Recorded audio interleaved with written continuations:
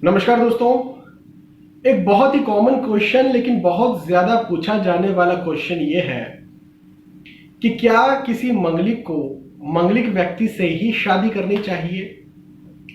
क्या कोई मंगलिक व्यक्ति नॉन मंगलिक से भी शादी कर ले तो कुछ बिगड़ जाएगा और क्या बिगड़ेगा? तो देखिए, इसका एक लाइन में जवाब नहीं है। मैं हाँ या नहीं में इसका जवाब नहीं दे सकता हूं, क्योंकि ज्योतिष विज्ञान जो है, एस्ट्रोलॉजी साइंस जो है, बहुत ही ज्यादा वृहद है। तो मैं थोड़ा सा समझा करके आपको यहाँ पर कहना चाहूंगा और अपने एक्सपीरियंस के आधार पर कहूंगा, कोई किताबी बातें नहीं करूंगा।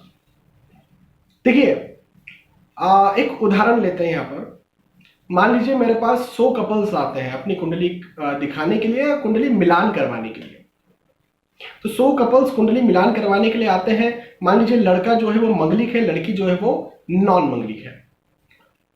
तो 95 कपल्स को मैं एस्ट्रोलॉजिकली रिजेक्ट कर दूंगा।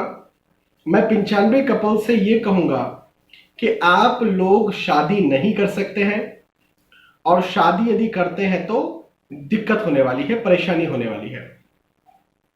लेकिन वही 5% या फिर कह सकते हैं 5 लोगों को मैं कहूंगा भाई आप लोग शादी कर लो, कोई समस्या नहीं होने वाली। तो यहां पर मैं आपको एक डेटा ये दे रहा हूं कि मंगलिक नॉन मंगलिक भी शादी कर सकते हैं, लेकिन एक्चुअली ये जो स्थिति है ये केवल 5% निकल के आती है। मतलब 100 कपल्स की मिलान किया तो उनमें से केवल 5 कपल्स ही शादी कर पाए, ऐसा कुंडली मिलान में दिखता है। ऐसा एनालिसिस करने के बाद में रिजल्ट आता है। जब 95% लोगों की बात हो रही है और जब मैं कह रहा हूं कि भाई कुछ बिगड़ सकता है, कुछ खराब हो सकता है, तो उसमें क्या खराब हो सकता है ये भी पहले देख लेते हैं, क्योंकि बहुत सारी भ्रांतियां भी हैं। किसी की डेथ हो जाएगी, पति या पत्नी, शादी के बाद पति या पत्नी की डेथ हो जाएगी, कोई मर जाएगा।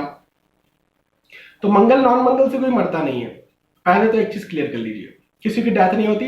हर कोई ऊपर से अपना जीवन लिखवा करके आता है, अपनी लाइफ लाइन लिखवा करके आता है। जिसको जब जाना है वो तभी जाएगा। तो पहले तो एक ये भ्रांति अपने दिमाग से निकाल दीजिए कि मंगल नॉन मंगल मिलते हैं तो डेथ हो जाती है। तो फिर क्या बिगड़ता है, डेथ नहीं होती है तो वो जो 95% लोग हैं उनमें से करीब करीब 30 to 40% लोगों को मैंने देखा है, 95% में से 30 to 40% लोगों को मैंने देखा है कि उनका डाइवोर्स हो जाता है, अलगाव हो जाता है, दूर हो जाते हैं। और उसके बाद में उन 95% में से करीब करीब 60% लोगों की बात करें, 70% लोगों की बात करें, तो उनके बीच में बहुत ज्यादा मतभेद होता है, बहुत ज्यादा लड़ाई झगड़े होते हैं, बहुत ज्यादा आर्ग्यूमेंट्स होते रहते हैं। ईगो प्रॉब्लम समय समय पर बनता रहता है। यदि वो लोग साथ में है भी तो भी जो हस्बैंड वाइफ का रिलेशनशिप है वो सही से मेंटेन वो लोग नहीं कर पाते हैं। कई बार ऐसी स्थिति भी देखने को मिली है कि भाई प्रेम तो है, पति पत्नी में कोई अलगाव नहीं है, कोई मानसिक अलगाव नहीं है, दोनों एक दूसरे को बहुत चाहते हैं, लेकिन काम की वजह से या किसी और परिस्थिति की वजह से कोई व्यक्ति जो है वो रह रहा है यूएसए में, मतलब पति रह रहा है यूएसए में, पत्नी रह रही है चाइना में। मतलब और ऐसा मेरे पास एग्जैक्ट एग्जाम्पल है। अभी कुछ ही दिन पहले मुझे एक कुंडली मिलान के लिए आया, तो जो मैं यूएसए और चाइना की बात कर रहा हूँ, एग्जैक्टली उनके हस्बैंड जो है वो यूएसए में है। जिन महिला ने मुझसे अपना विवेचन करवाया था उनकी शादी को करीब करीब 10 से 11 साल हो रहे हैं, और उनके हस्बैंड यूएसए में है, वो खुद चाइना में है। और कई समय वो मिल नहीं पाते हैं एक दूसरे से। और ऐसा भी नहीं कि उनकी एज बहुत कम है, करीब करीब वो लोग 40 साल के हो रहे हैं। उसके बाद भी आज वो वैवाहिक जीवन नहीं जी रहे, लेकिन वो कहते हैं, और खासतौर पर चूंकि महिला से मेरी बात हुई तो उन्होंने कहा कि मैं अपने हस्बैंड से बहुत प्रेम रखती हूँ। और उनके हस्बैंड की कुंडली में भी ये चीज दिखी कि वो अपनी वाइफ से प्रेम रखते होंगे, लेकिन उसके बावजूद भी वो लोग पास में नहीं आ पा रहे हैं। तो इसका क्या कारण था? इसका कारण जब मैंने देखा तो एक मंगलिक था, एक नॉन मंगलिक था। तो ऐसी स्थितियां भी कई बार निर्मित हो जाती है। तो सीधे सीधा मैंने यहाँ पर आपको एक एग्जाम्पल के तौर पर लेकिन एक सटीक आंकड़ा दिया कि 5% लोग जो है मंगलिक नॉन मंगलिक शादी कर सकते हैं, 95% लोगों को नहीं करनी चाहिए, और उन 95% लोगों में से भी करीब करीब 30 to 40% लोगों का डाइवोर्स हो जाता है, दूरियां हो जाती है। ये मेरा एक्सपीरियंस किया हुआ डेटा है, मैं कोई किताब में से लेकर के आपसे बात नहीं कर रहा हूं। तो एक बात तो ये हो गई। दूसरी बात ये है कि भाई देखो, करना क्या चाहिए, आपको पता कैसे चले कि आप 5% में से हैं या फिर 95% में से हैं। तो एक बात कहूं आपसे, इसके लिए तो ज्योतिष सीखना पड़ेगा, क्योंकि कैंसिलेशन तो है। जैसे मान लीजिए एक बार ये कहा जाता है कि भाई शनिदेव जो है उनका प्रभाव कहीं कुंडली के 7वें स्थान पर पड़ जाता है, तो जिस व्यक्ति के शनि का प्रभाव उसकी लग्न कुंडली के 7वें स्थान पर पड़ रहा है, वो व्यक्ति दूसरे मंगलिक व्यक्ति से शादी कर सकता है। तो ये एक सिंपल कैंसिलेशन है, एक सिंपल थ्योरी है, लेकिन कई बार मैंने ऐसे लोगों को भी ब्रेक होते हुए, दूर होते हुए देखा है। तो जस्ट नॉट कि केवल इसी थ्योरी के आधार पर मंगल नॉन मंगल का कैंसिलेशन मान लिया जाए, या कोई पाप ग्रह कुंडली के 7वें स्थान को प्रभावित कर रहा है तो वो लोग शादी कर सकते हैं, केवल इतना सा थ्योरी नहीं होता। इसके लिए कुंडली मिलान में गुणों को भी देखा जाता है। भकुट दोष, नाड़ी दोष, ग्रह मैत्री, इनमें किसी प्रकार की प्रॉब्लम नहीं होना चाहिए।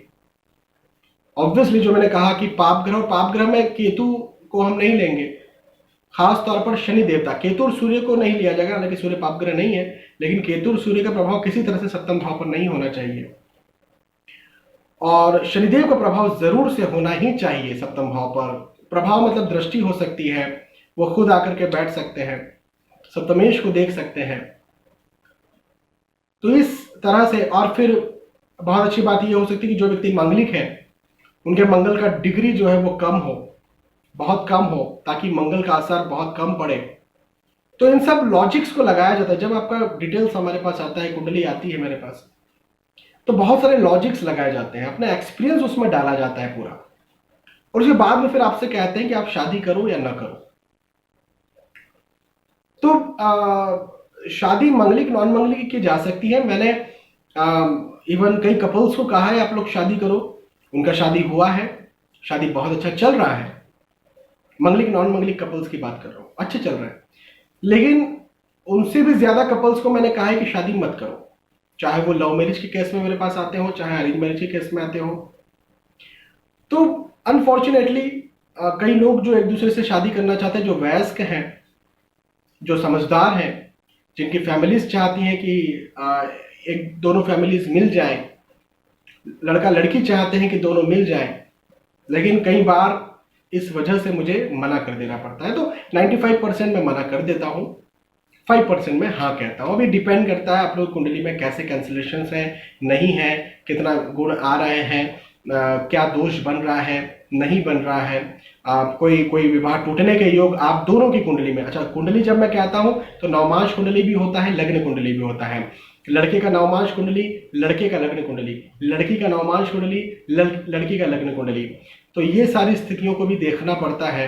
उसके बाद में जाकर के मैं यहाँ पर बताता हूँ कि शादी की जानी चाहिए मंगलिक नॉन मंगलिक कपल की, या फिर नहीं की जानी चाहिए। फिर भी एक डेटा मैंने आपके सामने रखा जो कि मेरा एक्सपीरियंस डेटा है, और ये क्वेश्चन मुझसे बार बार पूछा जाता है, और कई बार जब मुझसे कुंडली मिलान किया जाता है, जब मैं मना कर जाता हूँ, जब मैं मना कर देता हूँ किसी कपल को या किसी माता पिता को जो मुझसे अपने बच्चों की कुंडली का मिलान करवाते हैं, मैच मेकिंग करवाते हैं, और जब मैं मना कर देता हूँ कि भाई इनकी शादी नहीं होना चाहिए, जब मैं उसका रीज़न मंगल देता हूँ कि एक मंगल और नॉन मंगल है, तो कई बार वो कहते हैं, क्रॉस क्वेश्चनिंग करते हैं कि सर वो फला फला जो है वो मंगल और नॉन मंगल है, तो फिर हमारे बच्चे क्यों नहीं, या फिर हम क्यों नहीं।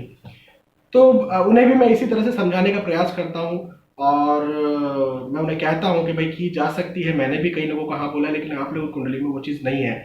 ऑब्वियसली जिन लोगों को मैं कह देता हूँ कि आप लोग शादी करें, वो बड़े खुश हो जाते हैं, और ऑब्वियसली फिर उनकी शादी अच्छी भी चलती है। तो डीप कैलकुलेशन की ज़रूरत होती है, और डीप कैलकुलेशन तो एक बात है, लेकिन एक्सपीरियंस की ज़रूरत होती है। सबसे ज़्यादा बड़ा है एक्सपीरियंस। जो सबसे शुरुआत में मैंने आपसे कहा था ना, मैं किताबी कोई बात नहीं करूँगा, किताब आपको थ्योरी बताती है, प्रैक्टिकल आपको एक्सपीरियंस बताता है। तो किताब से ज्ञान ले करके और जब आप प्रैक्टिकल करते हैं तब आपको समझ में आता है लॉजिक्स कहाँ कैसे लगाने हैं, और उस आधार पर फिर आपको प्रेडिक्शंस दिया जाता है, उस आधार पर आपको रिजल्ट्स परिणाम बताए जाते हैं। चलिए आज के इस वीडियो में इतना ही, आने वाले वीडियोस में फिर मिलेंगे। मुझे लगता है आपको आज का वीडियो पसंद आया होगा। यदि पसंद आता है तो लाइक करें, इस वीडियो को शेयर भी करें, और यदि आपने चैनल को सब्सक्राइब नहीं किया तो सब्सक्राइब कर लीजिए। आने वाले वीडियोज में, आने वाले एपिसोड्स में फिर मिलेंगे। तब तक के लिए आज के इस वीडियो आपसे विदा चाहूंगा। नमस्कार।